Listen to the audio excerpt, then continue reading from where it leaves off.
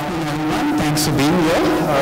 I'm delighted to welcome Professor Jinee Lokaneeta to Azim Premji University. Professor Lokaneeta is an associate professor in political science at Drew University in New Jersey. Her areas of interest include law and violence, political theory, public law, jurisprudence, and cultural studies. She's the author of Transnational Torture, Law, Violence, and State Power in the United States and India, published by NYU Press in 2011 and Korean Black Swan in 2012. She's the book review editor of the Law and Society Review and has published widely in a number of journals including EPW, Studies in Law, Politics and Society, and Law, Culture and Humanities. Jinee is currently in India carrying out research on something which is fairly central to the law, governance and development initiatives work on criminal justice, which is the theoretical basis for truth production in the political economy that permeates institutions of law and justice in India. She's looking at something very current and very topical, that is brain mapping, DNA analysis, lie detectors in criminal investigation.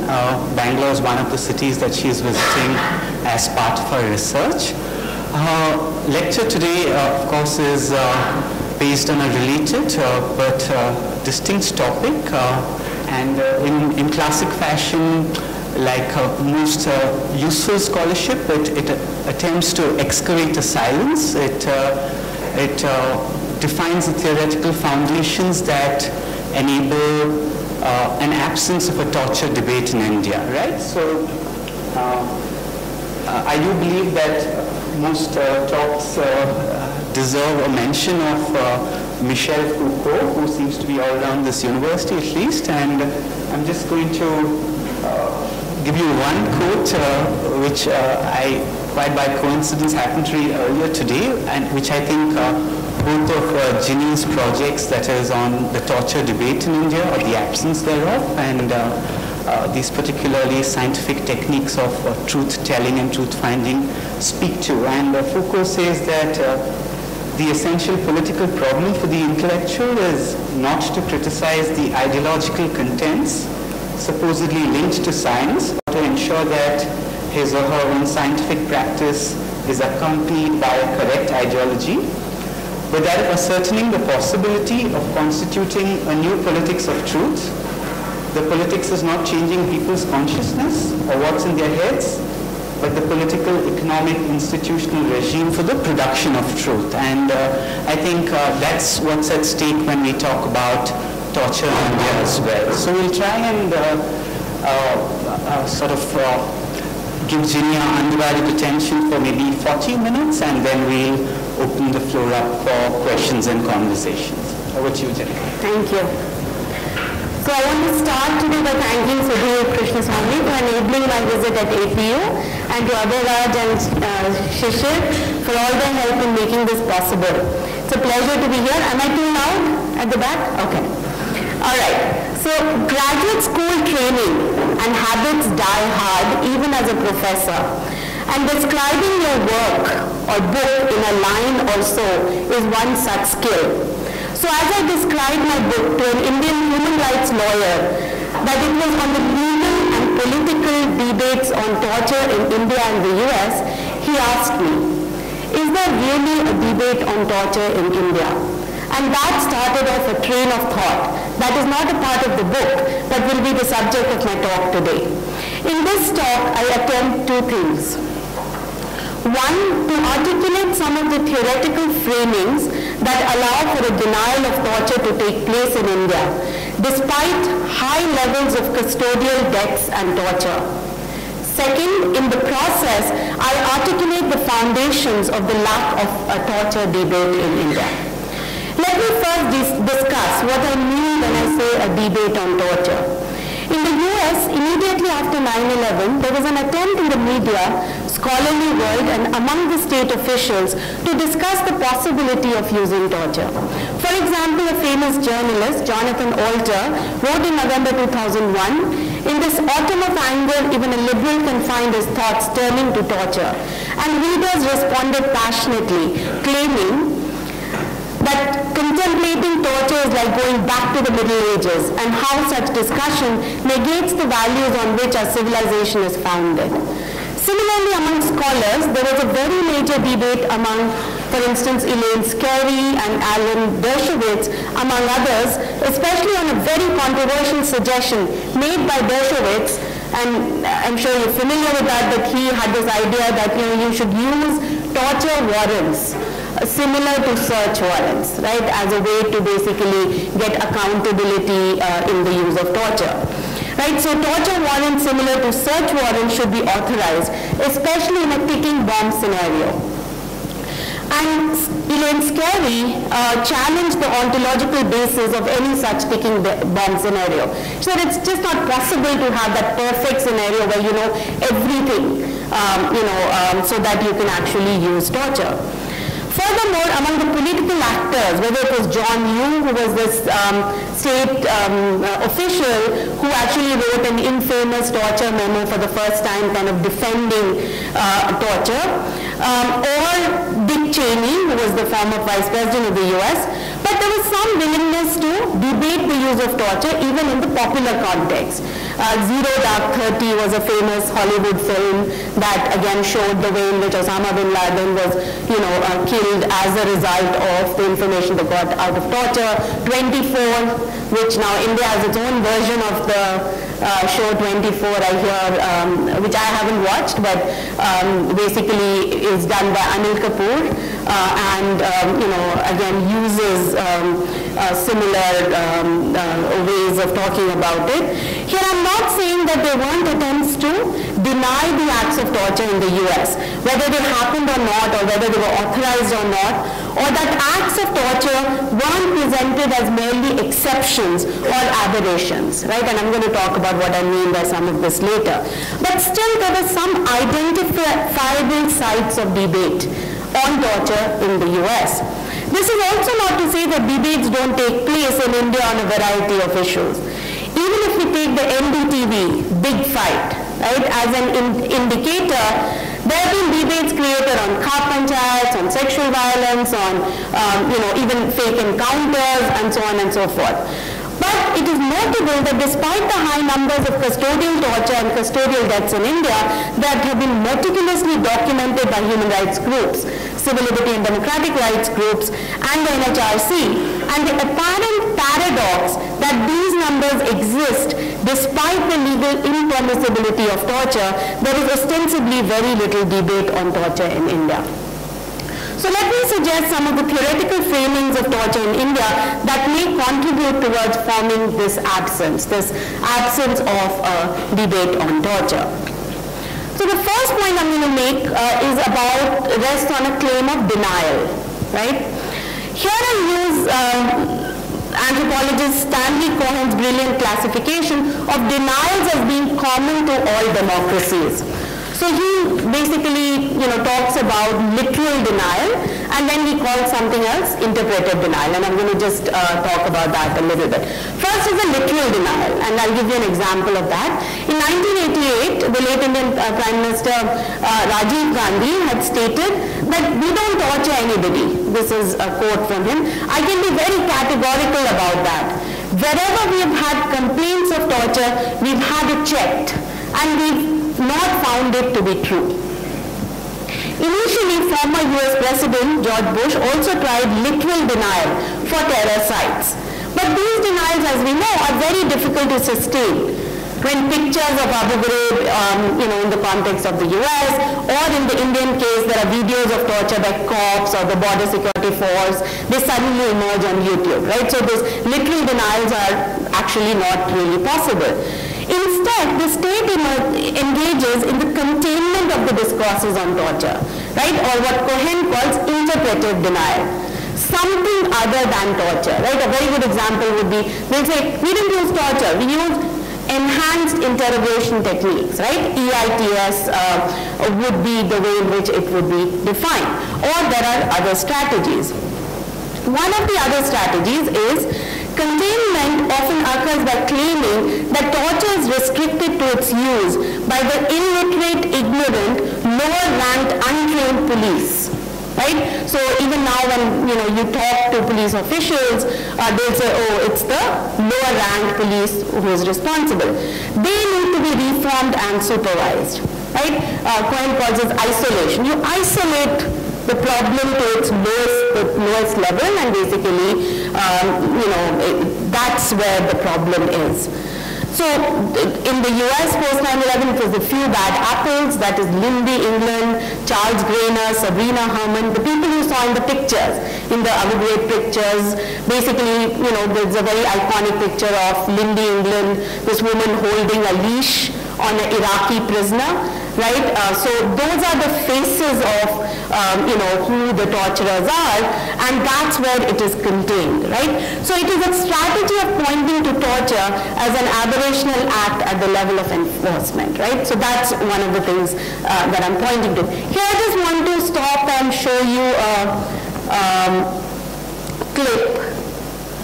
Let me see.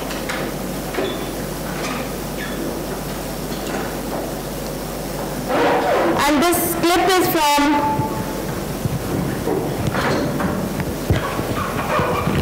a very, very famous movie, of course. Let's see.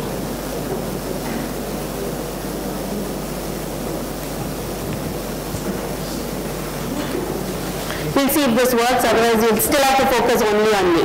I was trying to, deflect the attention a little bit. Yeah? Okay. That's great.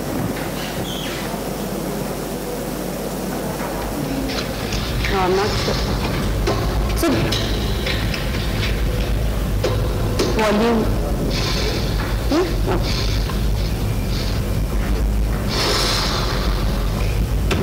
So you all recognize this film, of course, right? Yes?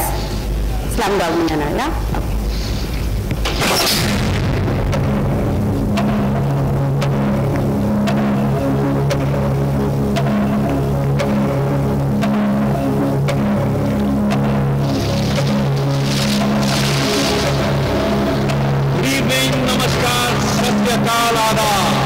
Welcome to कौन बनेगा करोड़पति।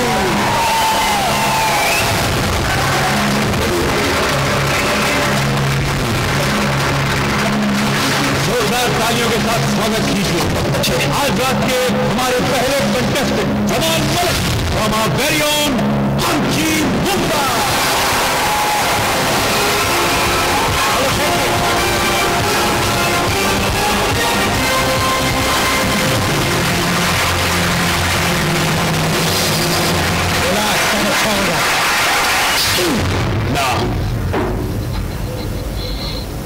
मैं मुंह तो खोल नाम बता। अरे तेरा तो नाम है। चुप एकदम।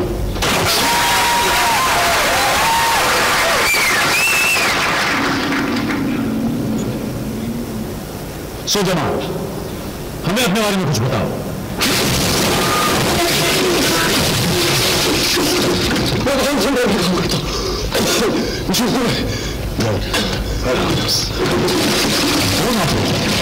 वैसे किस टाइप का कॉल सेंटर है ये? Excel 5 mobile phones. ओह, तो तुम ही हो जो मुझे रोज फोन करते हो स्पेशल ऑफिस के साथ, हैं? एक्चुअली मैं असिस्टेंट हूँ। अच्छा, असिस्टेंट फोन ऑपरेटर। और वैसे एक असिस्टेंट फोन ऑपरेटर करता क्या एग्जैक्टली? मैं सबको चाय देता हूँ। और चाय वाला? एक चाय वाला। Ladies and gentlemen, Jamal Malik गरमा गरम चाय देने वाला फ्रॉम मुंबई। इसमें कौन बनेगा?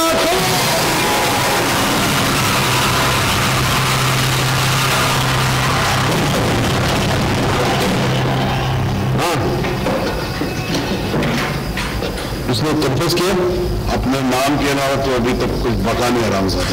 पूरी रात से तू यहाँ पर बैठा है श्रीनिवास, आरती उतार रखा था तू? बहुत टेढ़ा है सर। चलो लक्ष्मी शर्मा आगे देख अभी दे। ठीक है सर।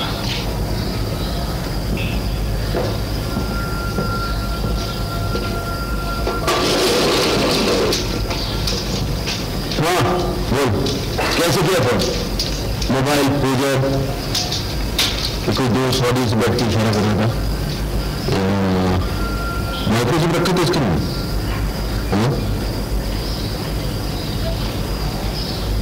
क्या ढूंढा? वो चिप बात तो नहीं सर। चिप नहीं है? अच्छा चिप भूल गया तू, हट जा हट वहाँ। वो तो गर्मी बहुत है। मेरी वाइफ की मेरी बहन बाजार की बहुत केस है मेरे बहन में, मर्डरर्स, रेपिस्ट, एक्सटॉर्शनिस्ट, बड़े बड़े मुजरिम। और तू मेरे पास बहुत मारामारी है ना की, तो बता ना तेरा पर फ्रॉड कैसे किया?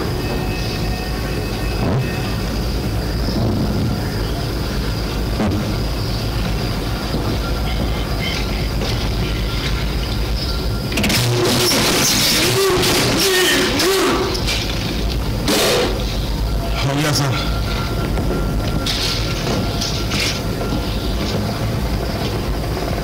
अब सुन,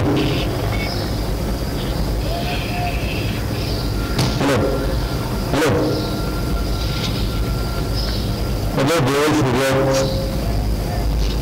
कितनी बार मैंने तुझे बोला श्रीनिवास? Sorry sir. वाह वाह वाह श्रीनिवास, हमारे ह्यूमन राइट्स वाले झंडा उठा के तेरी मेरी किसी को पूछो।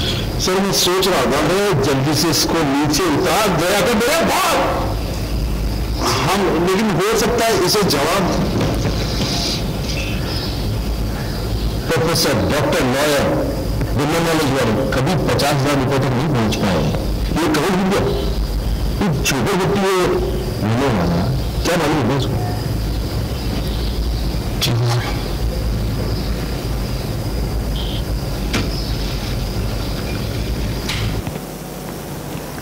All right. So in the first scene of the 2009 Oscar hit, Slumdog Millionaire, where the police constable is torturing the boy Jamal and the senior officer is calmly watching, or actually, he looks away, right? The torture is used because they both think the boy is cheating. Apparently, the film producers had to change this scene a little because they initially showed the higher officer doing the torture. And the Indian government stated that they did not want high-ranked officers to be shown as committing torture. So in one stroke, the problem of torture, as I said, is reduced to the problem of policing at the level of enforcement to the lower echelons of the police, while ignoring the fact that the higher police officer, even in the film, is still watching or looks away. He is complicit, and the officers are part and parcel of the same system. And there is accommodation of violence within the policing process. The British colonial powers had similarly blamed the native Indian police for torture when inquiry into incidents of torture took place in the Madras Commission report, right, in the 1850s. And now the post-colonial Indian state is doing the same to the lower-ranking police as well, right? So again, as a kind of a containment mechanism. By asking the scene to be changed in the film, of course the Indian state implied that torture is extremely routine in India, right? Not an exception. After all, the number of custodial deaths in India is more than 1,200 a year due to a range of reasons including torture. So the denial is actually difficult. And yet the official reports tend to deny the prominent role of torture in custodial deaths, right? So how do we understand this? And let me give you an example by what I mean. For instance, the Asian Center for Human Rights compiled the NHRC figures of custodial deaths from 1994 to 2008 and found that there were 16,836 deaths or 1,200 deaths per year. Despite these figures, the ACHR notes, and I quote, India is in a worrying state of denial. The Home Minister attributes custodial deaths to illness, natural death, escape from custody, suicides, attacks by other criminals, riots due to accidents, and during treatment or hospitalization. So these are the only reasons that are mentioned in this report, right? So you can see that torture is not even mentioned as a possible one, right? Now one can say that there could be other reasons, but clearly the absence of torture in this list itself is telling. Therefore, there's even a lack of acknowledgement of torture as one of the causes of custodial deaths, despite evidence to the contrary. In addition to denial and containment, another major reason I suggest for the lack of a debate is that which ironically emanates from a very progressive jurisprudence that has emerged in the context of custodial violence in India. And let me explain what I mean. Most famously, the two examples often given of how custodial violence has been addressed by the Indian courts are the D.K. Basu 1996 case, and before that the Nilavati Behra case in 1993. Although in my work I also discussed the Satpathy case as an example of what the court thinks of violence. And actually in that case they give an extremely expansive definition of torture, even further than what the Miranda case does in the US context, and which is extensively quoted in the Satpathy case as well.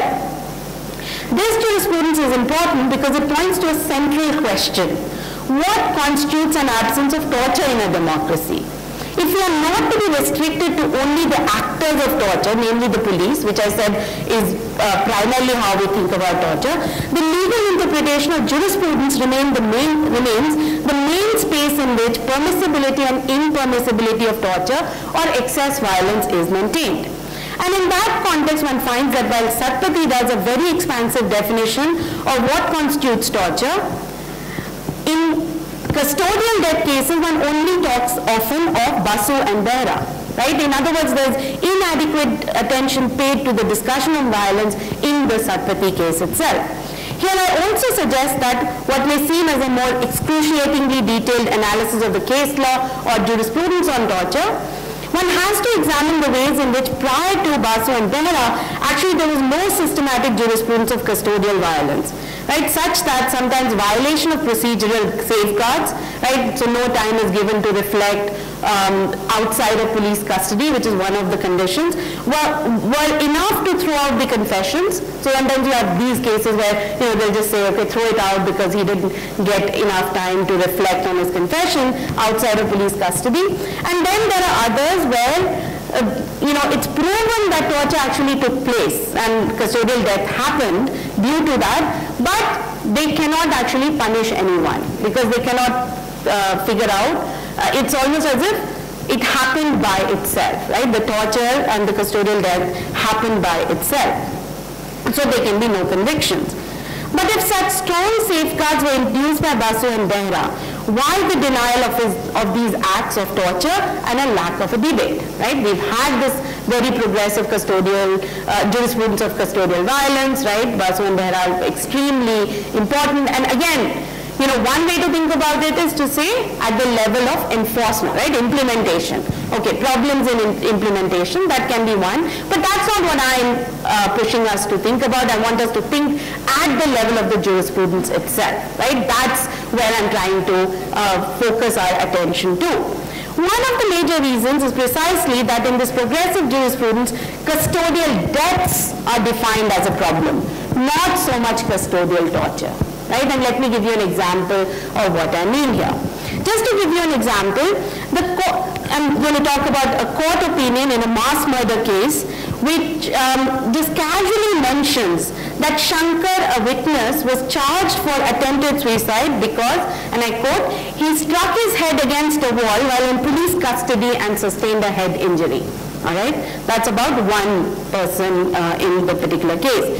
About Ganpat, another witness, they write, another witness was driven to admit that he was tortured while in the lockup, and we have serious doubts whether the injury caused on his head was, as alleged by the police, self-inflicted. Right? So they agree that this, they really doubt whether this was self-inflicted. Then they go on to say, we have resisted the failing which tempts even judicially trained minds to revolt against such methods and throw the entire case out of hand. But we must, with hopes for the future, utter a word of warning that just as crime does not pay, so shall it not pay to resort to torture of suspects and witnesses during the course of investigation. All right, so they are trying to address the question of torture.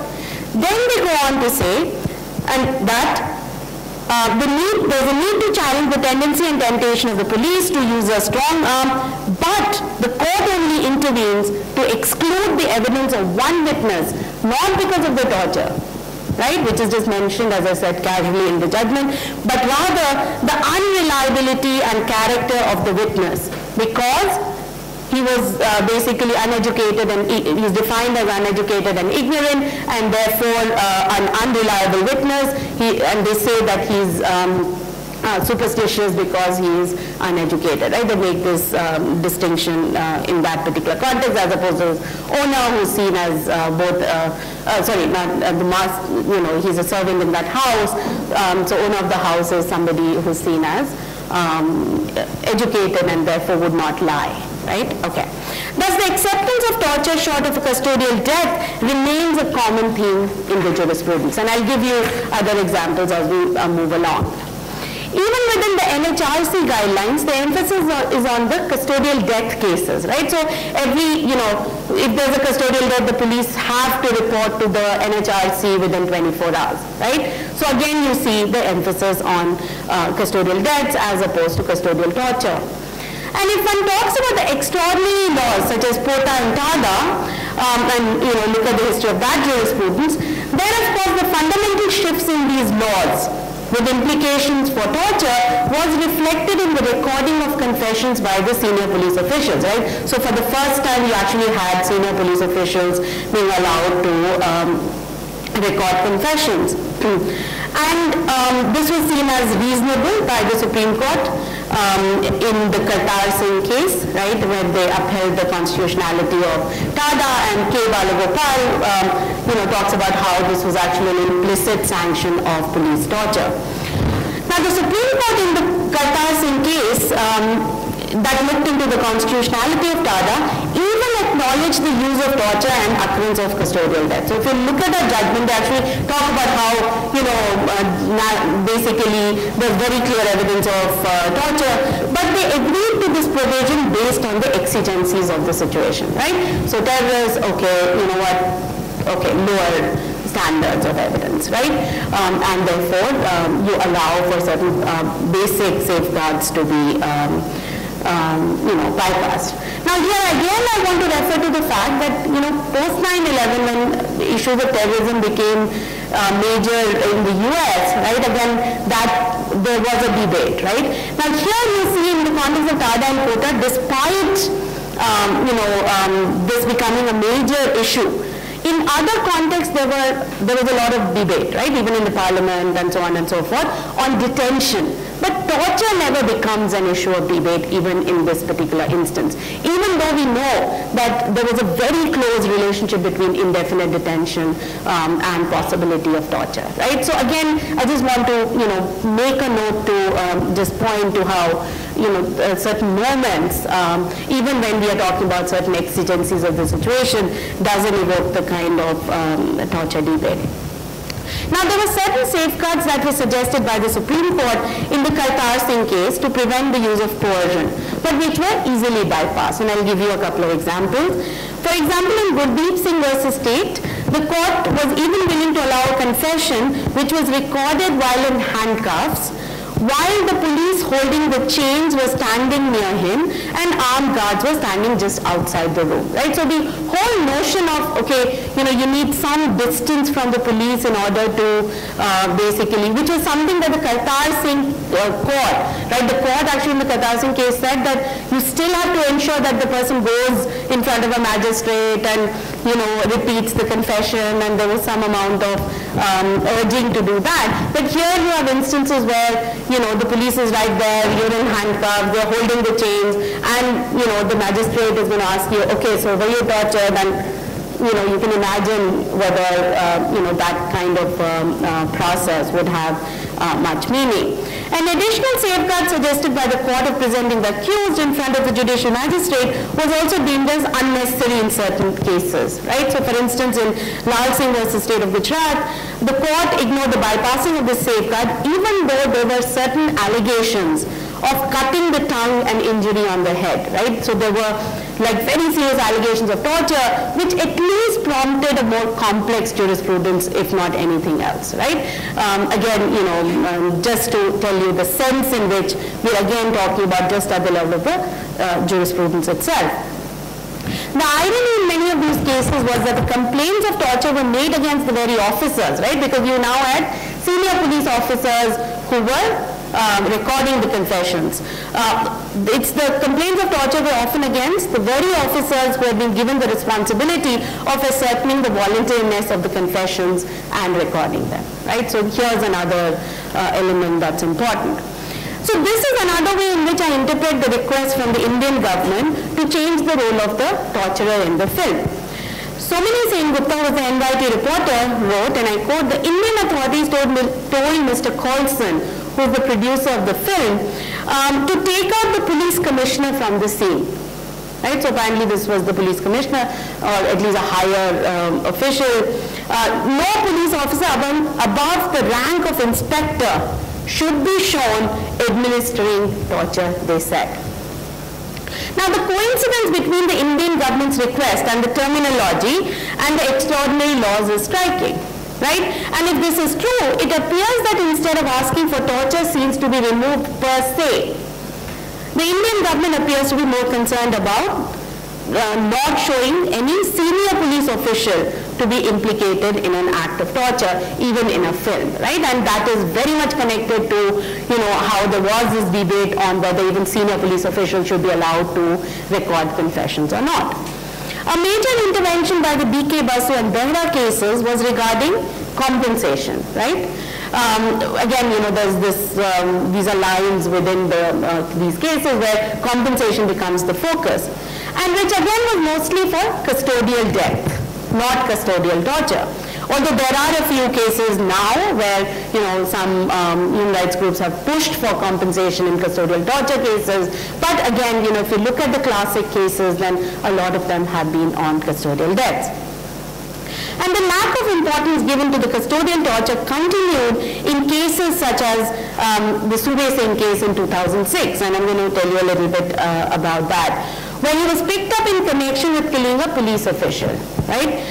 There's illegal detention and torture that was alleged on more than one occasion.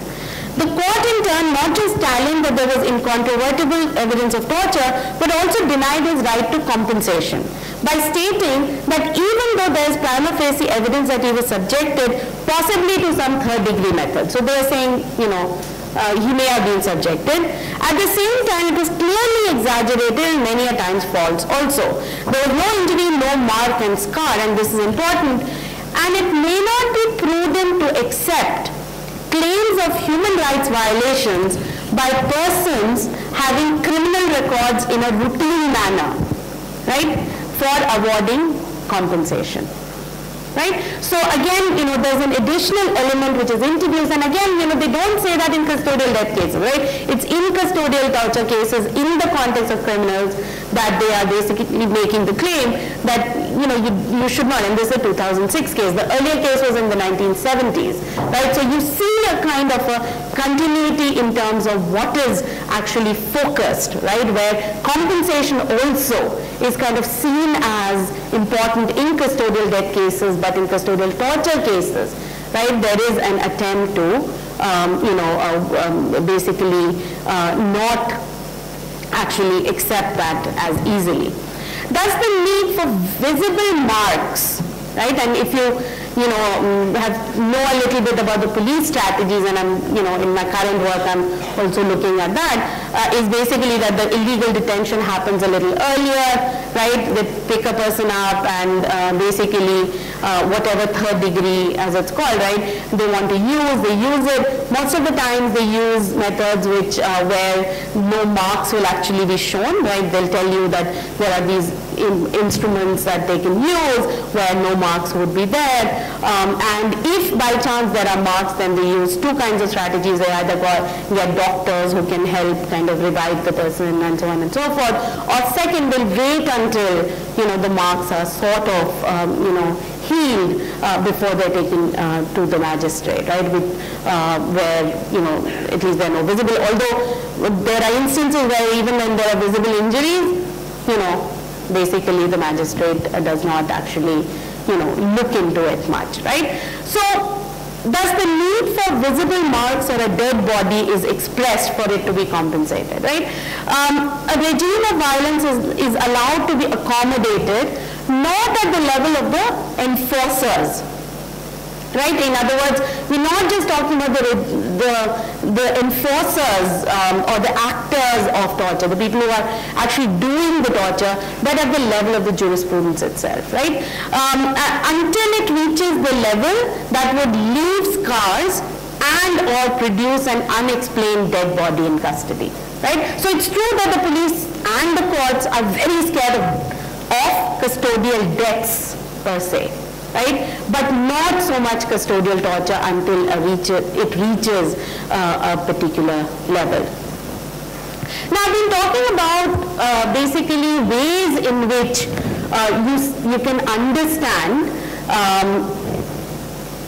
the difference, the way in which there hasn't been a torture debate, right? The reasons why one may not actually see that, right? So whether it's at the level of denial, right, or because there's so much focus on custodial violence, and we have such a progressive jurisprudence on custodial violence that the focus has been much less on custodial torture itself, right? Custodial deaths become the problem, not so much custodial violence. Now, in the last part, I just want to discuss one instance where a debate did take place. This is in 2010, right, in the parliament in the context of the anti-torture bill, right? So the torture bill that basically India requires in order to ratify the UN Convention Against Torture, right? They've signed it, but basically haven't ratified it, and in order to do so, they need to show a domestic bill on torture. And there's a lot of pressure both internationally and nationally for years, for decades, to basically create this torture bill. And basically this was passed in the Rajya Sabha, right?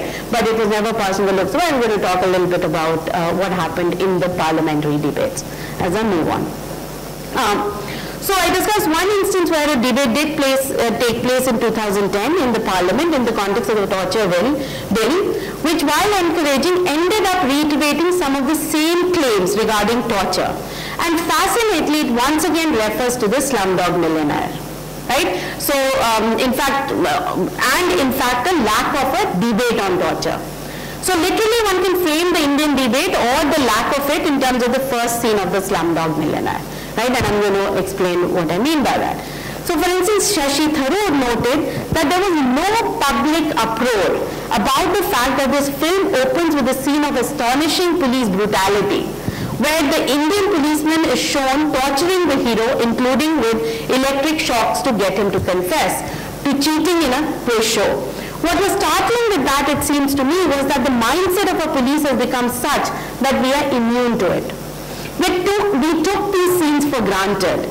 No one said how outrageous it is that a country should be shown in this way, because in fact the assumption appears to be, well, this happens all the time, right? However, what is striking about this admission is that the acknowledgement of the pervasiveness is not reflected in the anti-torture bill. If people have seen the 2010 torture bill, it's 3 pages long, right? And basically all it does is, it has a very narrow definition of torture, such that again, only if physical grievous harm is done, then it's seen as torture. In other words, a lot of the discussion on cruel, inhuman and degrading treatment, what constitutes that, and basically mental torture, all that is completely missing, right, in the definition itself. Second, basically you need prior sanction, you need prior approval from the government to actually, have any kind of a, push for any kind of a complaint, a criminal complaint against the official, which is, even now the law, and that is kind of still continued. There are other provisions like within 6 months you have to complain of torture, and completely bypassing the way in which a person may be really affected in custody, right? How long it would take for a person to come to terms with, the torture and so on and so forth, right? And if you were to think about, having a bill on torture, what would you include for sure, given the history of torture in the context of India? Basically custodial deaths, right? In other words, ways to prevent custodial deaths, but custodial deaths are not even mentioned in this particular context, right?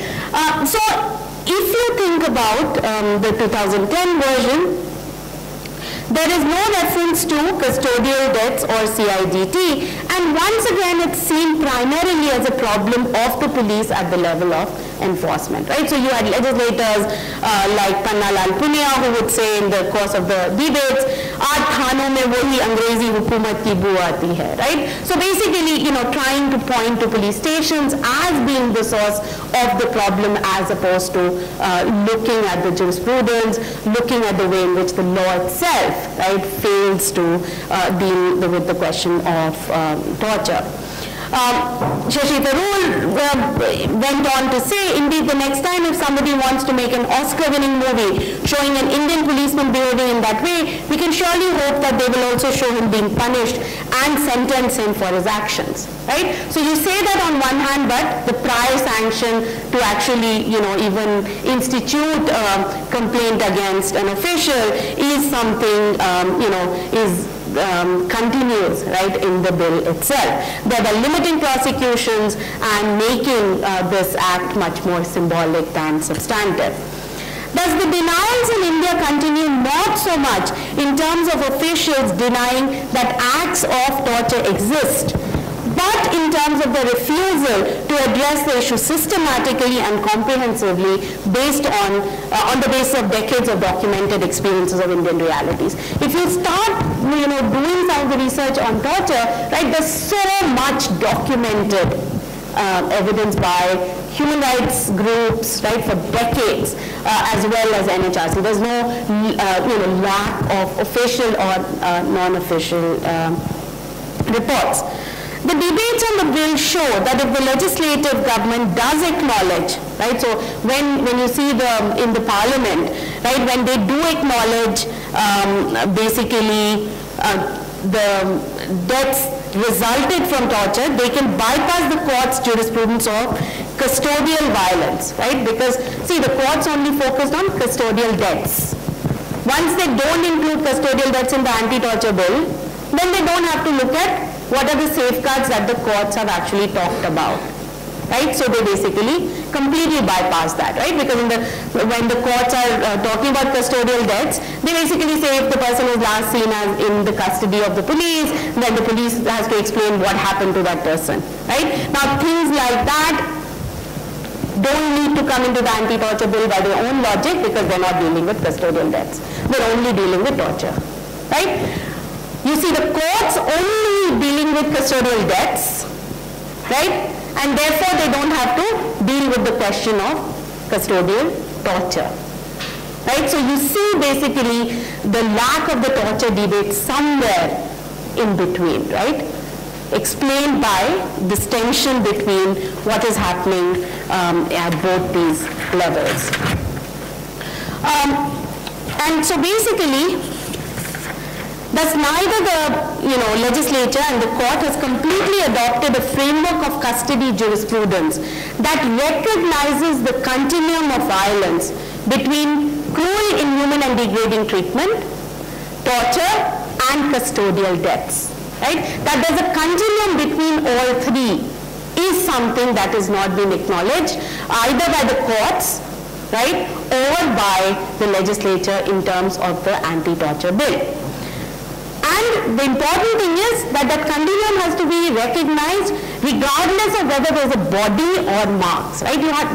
You shouldn't have to wait until, right, it reaches that level of marks, scars on the body, or the existence of a body, right? in order for this continuum to be addressed. Now, I talked a lot about denial today. Why is the discussion of impermissibility and/or denial so crucial? Right? Why should we take this? Why can't we just say that they're hypocritical?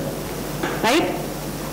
I think it's important because it contributes, this denial or this assertion of impermissibility contributes towards the self-definition of these states as liberal democracies, right? Both US and India, and the presence of particular laws, progressive jurisprudence on custodial violence often obfuscates the ways in which law itself accommodates violence, such that torture is often defined as an exception. Right? So if you think about a lot of the torture debates, they often are framed in terms of an exception. Right?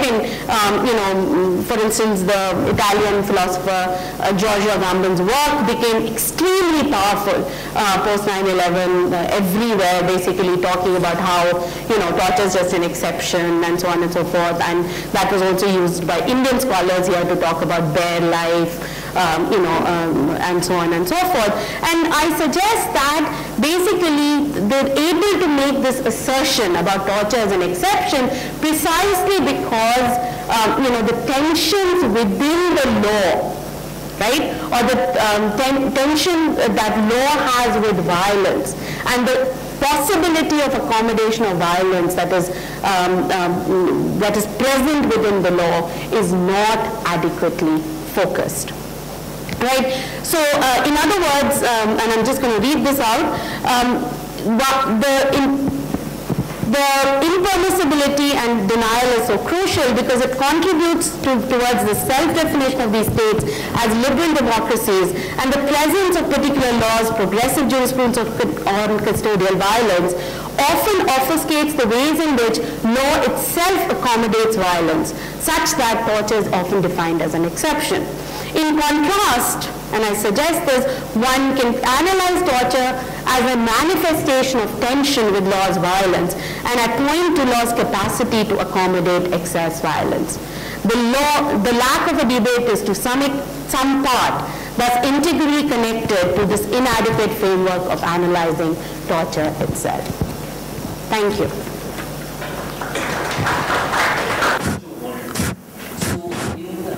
In his literature, did Mr. Dershowitz involve any sort of guiding principles towards which it would be issued? That's my first question. And the second is, in a country like India, which is greatly desensitized to the incidence of custodial torture, do you not think that the issue of and the usage of torture warrants would be a good idea? Given that there would be given that it's in the grey zone of legality, don't you think that exercising some degree of perhaps judicial or executive control over something like this is a good idea in a country like India? Okay. So are we taking a couple of... Yeah, and I see one more hand there, yeah.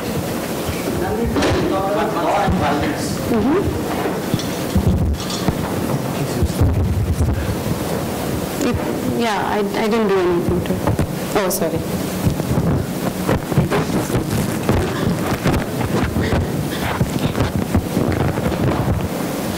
You talked about law and violence. So when law uses violence, so is it it's a frustration out of the inability to produce the truth, or is it the revenge that it takes on the criminal that they take the path of torture?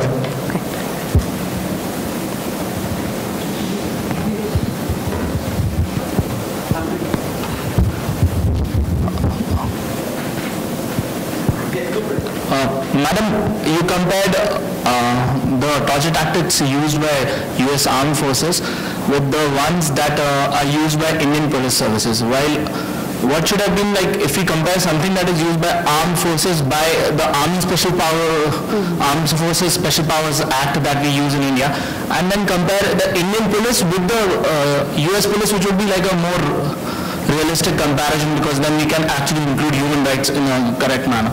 So if you could just explain why did you use two different parameters? Thank you. Should I? Yes, please. Yeah, okay, great. So thank you for these wonderful questions. So Alan Dershowitz, and a large part of the debate in the US, and actually Alan Dershowitz had first suggested the idea of the torture warrants in the context of Israel. And then that was, brought up in the context of the US. Now, two things, right? One is just what was he suggesting? Let me just say in case people are not familiar, which is that he was saying that, just as you would go to the courts to get a search warrant, right? And you had to show some evidence that there's some probability, right? Some probable cause for the search, or even in the context of arrests and so on and so forth. And the judge then has the ability to look over, right, what is the evidence that you actually have, and basically would give a warrant for torture. All right. Now, in that particular context, he said two other things, right? Number one, he said that torture already always takes place, right? So if it already always takes place, it often happens in the, in the dark side, right? In other words, it's done in secrecy. So this is a way to ensure that there is accountability, right? And he also, in addition to that, said that, look, I'm not saying that it should be basically used in all instances, but this should be used in exceptional context, right? He said that too. He also said that we should use non-coercive methods, right? So he suggests, like, in fact, he's the first person who actually said truth serums, or maybe you can use, some, just as people are pricked a needle, right, to take blood out of a person's body, you can do the same in terms of a needle and so on, a truth serum and so on and so forth, right? So these are the kind of things he was talking about. Now, but most of the legal scholars opposed it, right? And human rights activists also opposed it for two reasons. And in a sense, I'm going to connect both your questions. Basically to say that once you bring in torture as a part of the system, first of all, there's a slippery slope. Right? So for instance, is it a coincidence that while they were talking about what's going to happen at Guantanamo and Abu Ghraib and so on and so forth, when debates were going on, in a Supreme Court case, the most liberal judge right now is Justice Ginsburg, right? One of the most liberal judges, and then you had Scalia, who's one of the most conservative ones. Both of them coming together to say, okay, what if a child is kidnapped and that he is going to die within a few hours? Won't you give basically permission to use coercion? Right? In other words, the idea of the slippery slope, which is that you may start off by an exceptional situation in one context, but slowly it has the potential of becoming and affecting the system entirely, such that torture starts becoming routine, right? Now, you may say that he said non-coercive, but here's the problem. One of the things we realized post 9/11 is that everything can be redefined in ways, right, where they thought, okay, waterboarding traditionally is that you have, large amounts of water, right, coming on your face with your face covered, right? They said, okay, but if we put little water, we can tell you when to stop. Then basically you would not get to organ failure or, death or severe pain and suffering.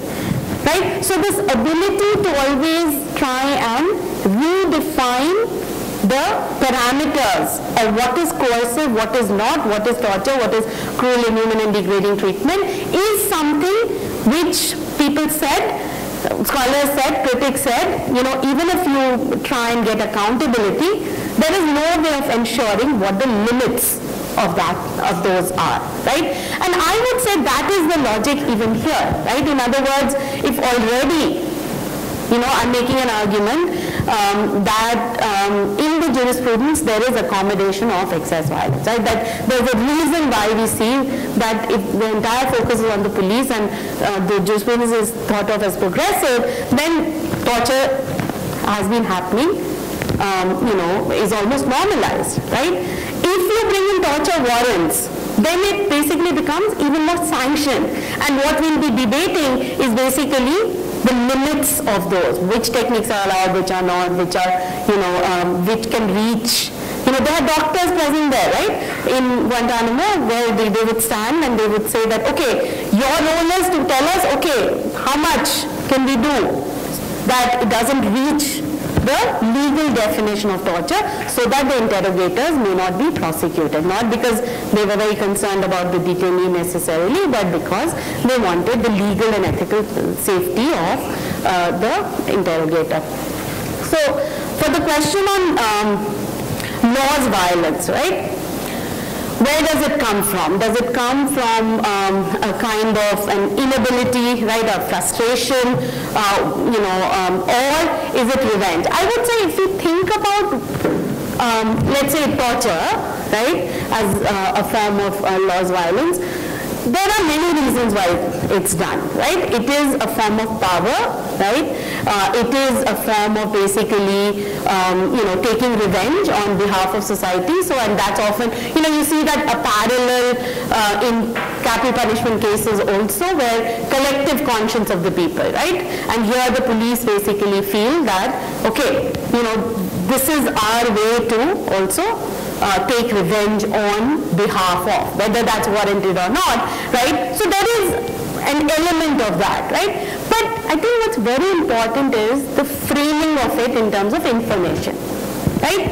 That it is basically information which is the basis for, justice, right? Getting the truth is the basis of getting to justice, and getting the truth is important for basically getting immediate justice, right? So just to give you one example, if you talk to the police, they'll say, but we have the person only for a few hours, what to do? And it's the middle class who is the biggest problem. Why? Because if something gets stolen, they want it recovered. If only like in Western societies, they would take insurance, then they won't bother about the stolen property, right? So basically, they need immediate justice, right? And therefore, you have to beat it out of the person, right? So this is just to say that there are certain structural, right, issues involved in the way the police, has been functioning, right? And I think, one has to look at that process as well. But I think the additional element of thinking that you will necessarily succeed in getting the information that you need, right, is something which has at least allowed this regime, right, this regime of violence to continue, right? So I would say it's a combination of things, right, which actually contribute to the persistence of torture, right? There's an element of power, revenge, and this need to basically get some kind of result. Right, and I can talk a little later about some of the ways in which that affects, why narco gets used and so on and so forth. We can get to that, but it's integrally related to this question of what the police think their job is. Okay, the third question. So one of the things, you're absolutely right that isn't it better to kind of compare armed forces with armed forces and police with the police? Now, one of the things is that actually the examples that are presented today were meant to kind of give you illustrations, but I do think that in both instances I'm talking about interrogation techniques, right? Or in some ways, when I'm talking about this tension that law has with violence, you can actually show that in the US routine jurisprudence on interrogations as well, which is what the police actually follow, right, in ordinary cases, right? So just to give you a very quick example, basically, they have exceptions to all these protections, right? The 4th, 5th Amendment protections, which are about right to silence or basically right to privacy. They all have exceptions, and if you look at those exceptions closely, then those are the arguments which are very quickly used in the post-9/11 memos as well, right? So it's not me who's kind of really necessarily making these comparisons, But basically, the jurisprudence kind of travels, right, in the context of the police also, in the context of the army, at least in the US, you'll see many of them merging as well, right? In the context of India, I think you're right, the armed forces technically they're not supposed to do interrogations, and my focus is actually on interrogation. They're not supposed to. It's different that they do a lot of things which tend towards getting information at any cost. But under that particular act, actually they're not supposed to, right? So there's a sense in which I am trying to look at interrogation practices across different contexts and point to certain patterns, right? Patterns of analysis in this particular issue, in this particular field. Yeah. Thanks. You also made a presentation, it pluralized the presentation a bit, because I thought you concluded by saying it was in the very nature of law to leave itself scope for invoking an exception, which is what explained some of the reasons why torture was not talked about. The replies also seem to suggest that state pragmatism might come in the way. It needs something, and it will do whatever it takes to get it done. So does a comparative jurisprudence sort of prove this is a mixture of the two across countries? The mixture is between... Like state pragmatism, where you intentionally look the other way to get things done, although you're not legally supposed to be okay. The other thing is the law requires this gray zone to even work. Okay. I thought you were veering between the two. Okay. If this is true of all cases, then there's no even exceptionalism in the silence of the torture debate, I think. Because it is a very loud debate in popular culture, as you know. I mean, this Slumdog Millionaire is the latest in a series of films. Art Satya is being one. Hundreds of films. There's Police Nag and another film I can think of. Many films. So let me, and thank you for the question. I think, let me just say that representation of torture in police films, I mean, I would never doubt that. Bollywood, it's the normalization of it, right? It's the normalization of a particular representation of a particular practice is what I'm talking about, right? In other words, of course, we've always seen all Hindi films, not all, but many Hindi films, very normally they'll show, military, in fact, when they do it, they even better, right? The army people will come in, they say, you don't know how to do this, we'll show you, and so on and so forth. Yes, but I think, does that actually lead to a debate in either society or among scholars, right? I think, but the lack of a questioning of that normalization, right? Why isn't it that people start protesting? I mean, Zero Dark 30,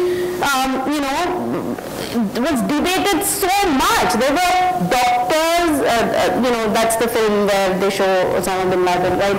The information leading to that. There were scholars, there were doctors, there were interrogators from the police, right? Basically saying that, that is not even true, even if it's true, whether it should have been done, and so on and so forth. Now here I'm not trying to make a comparison saying that, oh great, US is great in terms of having dealt with torture. Clearly not. I mean, they've not prosecuted anybody except those who were in those pictures, and that too, only the lower ranked among them were focused.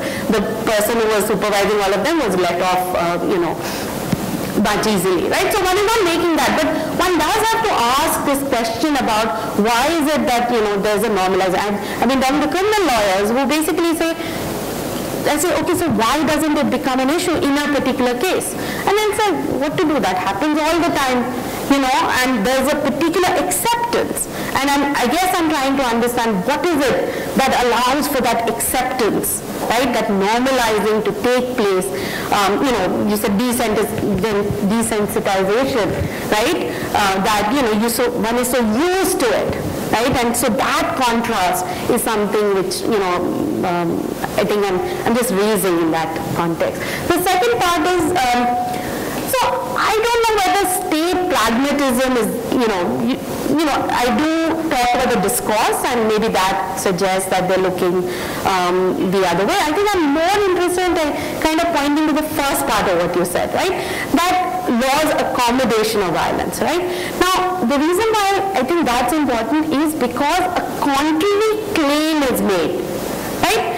There's a contrary claim made in democracies about impermissibility of torture. If you think about, okay, what is it, even in the Enlightenment tradition, what is it that is seen as in the narrative of progress, right? When you move from, okay, a more brutal society to a, more civilized, quote-unquote, society, then one of the things that is said to get absent is actually torture.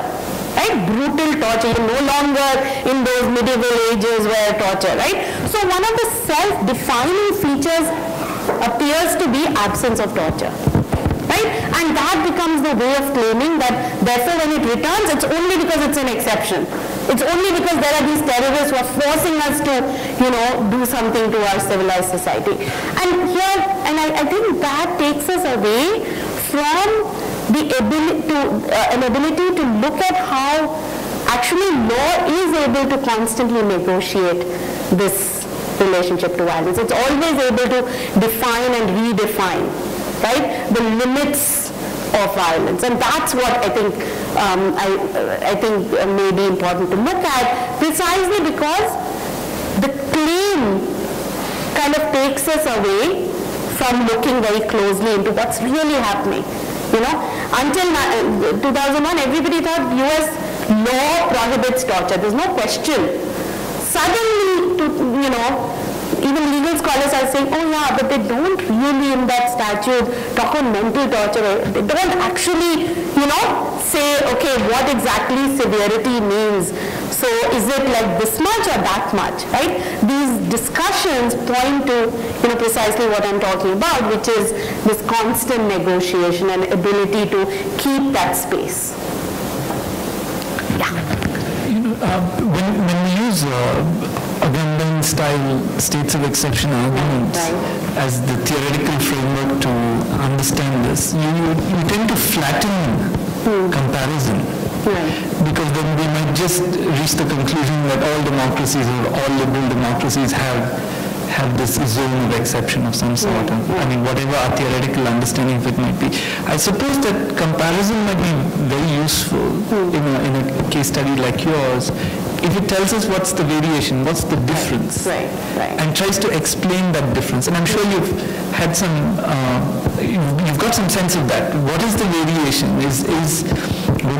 While we complain about routine torture in police stations in India, is the US different? And if it is, why is it different? Is it because of law? Is it because of some other social code that you'd point to us? I'd like to hear what you have to say about that variation rather than the sameness of the discourse in some sense. Right, okay. So, thank you, Sudhir, for the question, which I will have a lot of difficulty in answering for the following reasons. So, I come to this as a political theorist, right? And the reason I'm saying that is because then I'm not doing comparison in the way that a lot of comparative area studies kind of work is done. In other words, I think of these as illustrations, right? These are illustrations of questioning a central claim in liberal democracies about absence of torture, but then how is it allowed to persist? That, right? So that's where I'm kind of intervening. That said, I think you're absolutely right that there are variations that need to be looked at. And I'll say a couple of things in response to what you said. I think if you start looking, and I also feel that may not be as useful, but for the following reasons, right? So for instance, one could look at what's happening in routine police stations in the US and look at routine police stations in India, and of course you will find that while you can find many instances of routine torture and custodial deaths here, there are far less number, right, in terms of the numbers, much less physical third degree or physical torture, and very few custodial deaths, right? So one could make that kind of an observation. Now the problem with this, observation, this the looking at the numbers, is precisely that it's about how particular subjects in each of these contexts may experience the police very differently, right? So on the face of it, in routine interrogations, in theft cases here, it's, sometimes people die, right? Why? Because they need to do recovery, as I said earlier, therefore they end up dying. In that particular instance, that may not actually happen, okay?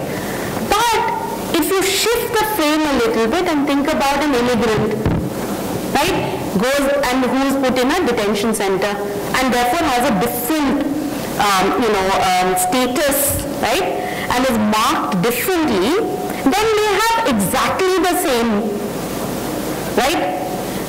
But because the frame of comparison is police torture, we will never get to that. And that's why I also feel that this thing about, parallel, right, that you have to exactly compare the same units of analysis is sometimes misleading, right? Because, again, okay, so torture is not allowed, but how did it happen in Iraq?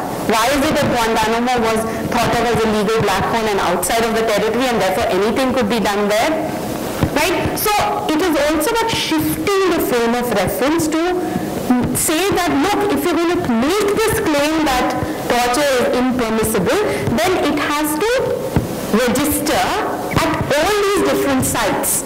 You cannot say that, you'll only do it for a certain section of subjects, right? And for the others, basically, that does not constitute a mainstream, jurisprudence, and therefore does not affect our status as liberal democracy. So I think I'm also making a kind of I'm trying to make a suggestion that when one is doing a study of these democracies, then you have to be able to kind of look at different sites, and there has to be a way in which we are able to find that kind of a claim, right, being performed at all these different sites. And perhaps that's the reason I look at the discourse, right? So for me, it's not important, that, and I know it will sound odd, that certain numbers of deaths happen and there only 3 happened, right? But whether there was accommodation possible in both these contexts, right, which enables some of this, is important, because that has the tendency of affecting everybody, right? So that initially you could say only people at Guantanamo are going to be deprived of certain rights, right? Then slowly it became American citizens, right? American citizens who were implicated in terrorism cases, but even before they could actually be charged or tried, you're already marked differently, and therefore you need to use something from the routine jurisprudence. They said, okay, actually the Miranda case allows you an exception, a public safety exception. It doesn't matter that it was used in the very routine case where basically a supermarket, a person with a gun had come in and the police came and took out the gun before stopping him, right, in a grocery store. Now it's being used in terrorism-related cases, right? So part of it is to shift these frames of comparison as well. Yeah, please. Since you talk about accommodation of violence in law, I was thinking about some of the cases, like the case of Sunni Sori, or the Parliament attack case of Muhammad Amir. I mean, we call these cases as some of the exceptional cases, but if you draw a line and you see there are thousands of these cases But when you talk about accommodation of violence, you say no, these are exceptional cases. I mean, even an encounter case like the Butler House case, or like this guy talked about AFSPA law. So you say all these exceptional cases. So do you see any level of variations in these exceptions, and how you accommodate violence in these laws, and not in, you say they are not accommodated in the central law, but we accommodate these tortures in these kinds of laws. Right. Thank you for this question. So I think you're absolutely right that there has the way in which a number of these cases, right, so Soni Sori's case in Chhattisgarh, where she's a school teacher, right, who was subjected to sexual torture and denied bail for a long time until recently. So again, nothing was really basically proven against her, but she's picked up under this extraordinary law called the Chhattisgarh Special Powers Act, Police Security Act, right, CSPSA. Now, these particular, the striking thing about that and Armed Forces Special Powers Act, POTA, TADA, although they are different in their purpose, right, sometimes, have a commonality where it's already marking certain subjects, right, as basically in a parallel stream, right? In other words, they're saying, okay, but these are already, they have to be taken outside of routine law, right? Because they've done something which is seen as extraordinary, right? Now, so there, the safeguards are actually very formally bypassed, right? In other words, there's not even an attempt to basically define them, right? As, sometimes necessitating a justification, right? But, and if you look at the Supreme Court cases, particularly let's say on TADA and POTA, you'll find that in those cases, sometimes there's an attempt to say that, there actually are more protections, right? Than the routine law, right? So you have a contradiction where the law itself is defined as exceptional, but the court, because it affects the legitimacy of, certain articles, because immediately, articles related to equality and liberty and so on and so forth are brought. How do they kind of think about this? Either they'll accept that it's parallel, but then always insist that there are certain safeguards, right? Now, the part that I feel is very important in that context is not just to focus on them as exceptions, right? But to think about how many of the ways in which these extraordinary laws are defended, particularly by the courts, actually emanate from some of the tensions in the routine law itself. Right? So for instance, to give you a very quick example related to what I said earlier, a lot of the times when, even in the TADA case, right, you would think that, okay, there's so much concern about terrorism, why is the court so concerned about, explaining why they're allowing the police officials to actually record confessions, right? But it's a major shift from the routine context, right? So basically, they end up saying, look, we know that there's a history of torture, but at the same time, look at what the National Police Commission has been saying. They've been saying that it's a colonial law that prohibits us from recording confession. Now you're continuing the colonial legacy and being unfair to the police. Okay, so you don't trust anybody, at least trust the senior police officials. Right? So one of the arguments I'm also trying to suggest is to look at the link between the routine and the exceptional. Right? How the tensions in the routine actually feed into the extraordinary.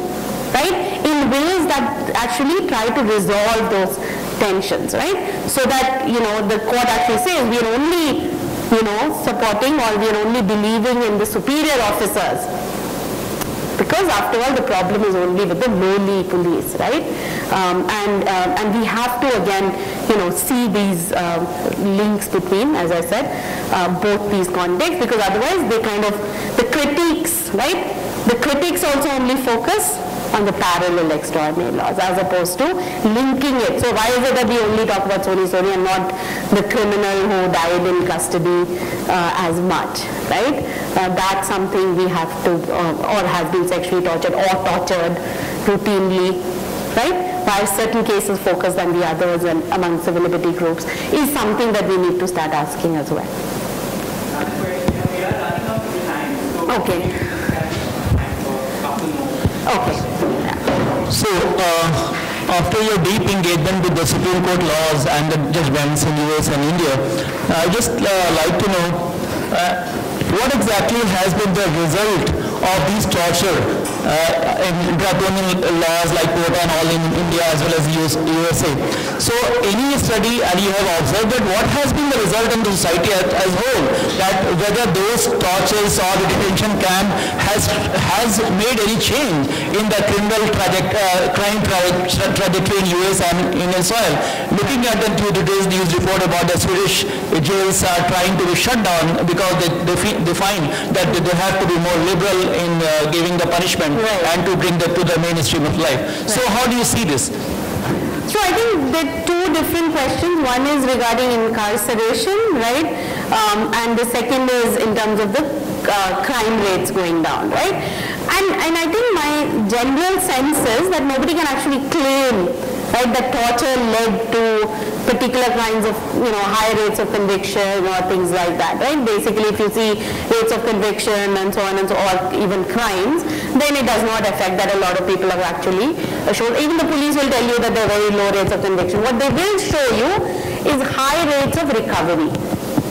Right? So that has become an indicator of their success. So all states have this rate of recovery and they'll show that, high rates of, and they will claim that the recovery is only possible, at least in the context of India, with the help of third degree. If you ask them, okay, people use actually questioning techniques, they'll say, what are you talking about? So that there is an absence of a model of interrogation outside of this particular context. In the context of US, I think what we are seeing is high rates of incarceration, right? You have one of the highest rates of incarceration, particularly of minorities and particularly black youth of a particular age, right? And again, that in a sense is often, and I'll give you a concrete example. In New York, they used to do this stop and frisk, right,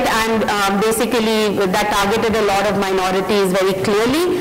And when they look at the statistics about whether they did it in the context of recovering guns or doing some, lowering the crime in particular neighborhoods, and they actually found that the gun recovery rate was extremely low, right, almost very little, and also that basically most of the time none of those people were actually convicted of anything. Right? So again, I'm just giving you in a different context the idea that of intrusion of a particular kind or the use of excessive force, which in the context of interrogation also suggests that basically, it has very little to do with the kind of crime rates necessarily, although I'm sure there are other scholars who defend these techniques, and in the US there's a huge debate between whether, at least in the context of confessions, whether they lead to convictions or not, and so on and so forth.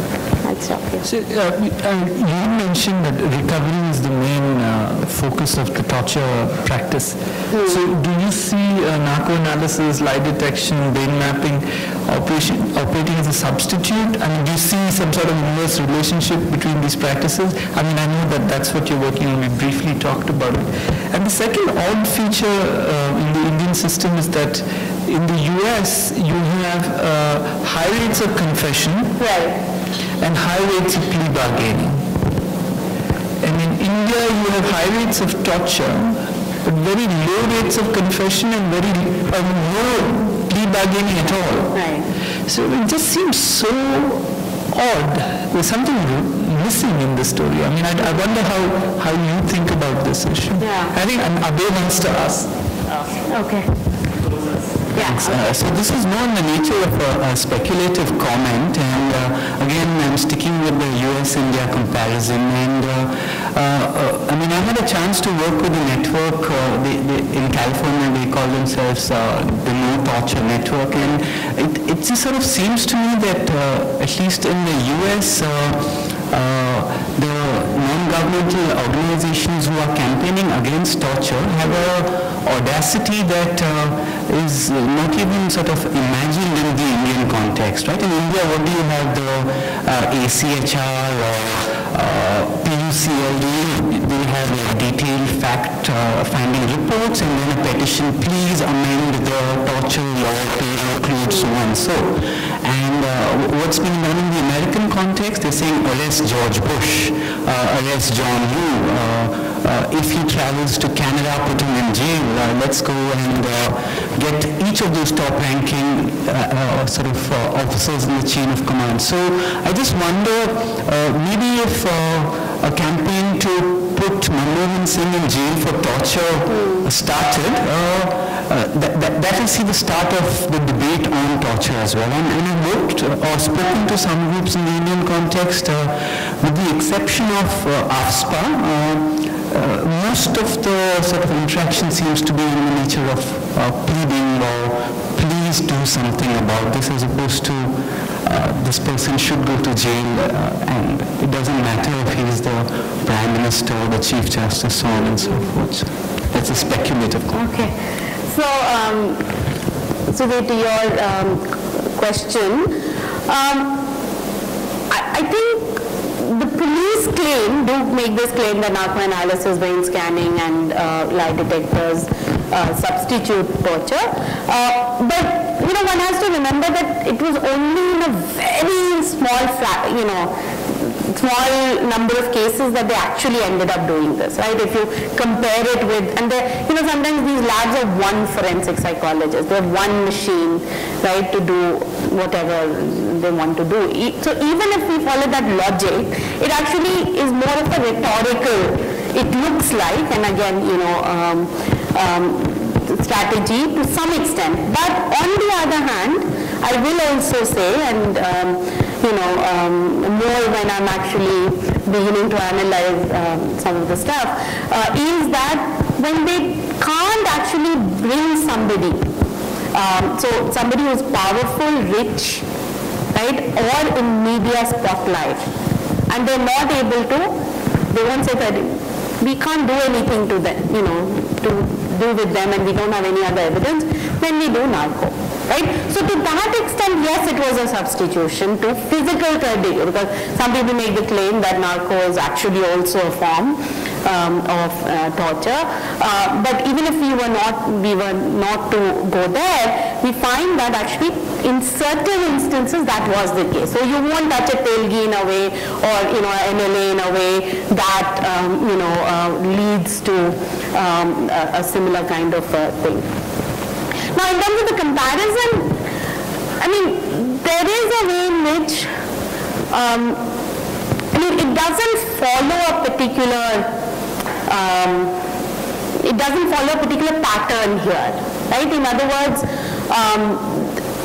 while I think I'm beginning to see the high role that recovery plays in torture, but there's also a way in which, for instance, information, right? The context of information is still kind of in the context of, say, investigation, or in the context of terrorism, in the context of other kinds of things, continues to at least be the primary reason, right? So that, and the reason I say that is because it's very interesting, a lot of it is in terms of leads in investigation. Right? It's not so much that they want to use it as evidence in the courtroom. And to that extent, I think it does make a difference that the police in the US are able to record confessions and use interrogation techniques in particular ways, versus here where they can't really use any of the information, and therefore, find ways to bypass it by using an exception, right? Because, you may not be able to include the confession, but you can include the material, right, as evidence under, an exception in that section, right? So I think that is a structural issue there, which is playing a major role, and to that extent it's interesting that the forensic psychologists ended up being the interrogators, right? I mean, they start playing that role because they're doing the questioning. And the police were initially, I think, unsure about what the status would be, right? This is not we questioning, they're outside of it, maybe this might actually be allowed. But the court said you cannot allow it, but again, leaving the exception open, which is that if you discover other material, then that could actually be included. So, about your question, I feel always very nervous about comparisons, right? In other words, there's a way in which I feel like, I can point to many other things that the civil liberty groups here have done, right? And the US groups fail to do, right? In other words, particularly, if you think about the civil liberty groups coming in the context of emergency, right? And, that history, then there's a way in which, they've taken on the state in ways that we can't even imagine, right? So, and I think to that extent, I would be wary of saying that, they only do certain kinds of strategies. In fact, I would perhaps put it a little differently, which is that I think that a lot of the groups, and here I'm talking about perhaps the more traditional and less NGO-related human rights. Both of them play a very important role, but for now, let me just say, so POCL, PUDR, APCLC, I think they take on the state, but in a very particular way, right? So that their focus has often been on political prisoners and their civil liberty and democratic rights, and the issue of torture, or let's say it's the encounters that become the focus, right? As opposed to thinking about torture as a problem per se, right? And it really intrigues me, even though, they do have a tradition of pointing to custodial deaths even, in custody, but the focus is still on, what happens to people who emerge from movements. And I think until you start breaking that, in order to kind of think about it as a human rights issue, which I think Balagopal to some extent tried to do in the context of Andhra in his own work, right? So there is that suspicion towards a generalized notion of human rights, right? And it comes out of a complex history, I both know, in terms of Western critique of Western notion of human rights and so on and so forth. So I think I see it there. That said, I too am constantly impressed with this legal strategies, or just the public strategies used by the US-based human rights groups, right? So on one hand, one could say no prosecutions done of the higher officials. On the other hand, they are not done yet, right? In other words, they find ways of putting all kinds of international pressure at many different forums in a way which is, I think, amazing, but only because they don't define justice perhaps in a narrow way. And the second thing is the legal strategies are taken much more seriously. See, here I feel there is still a skepticism about following that at all levels and so on and so forth. And I think that's a different conversation, but I think there's a way in which we have to look at that. I'm very much interested in figuring out, why is it that also torture hasn't become such a major issue of campaign. There are particular campaigns, much more now, and ACHR has done it and so on and so forth, around the torture bill and so on. But it did not become such a major thing that everybody, even encounters, there's been more discussion than actually custodial torture, right? And we have to ask the question why.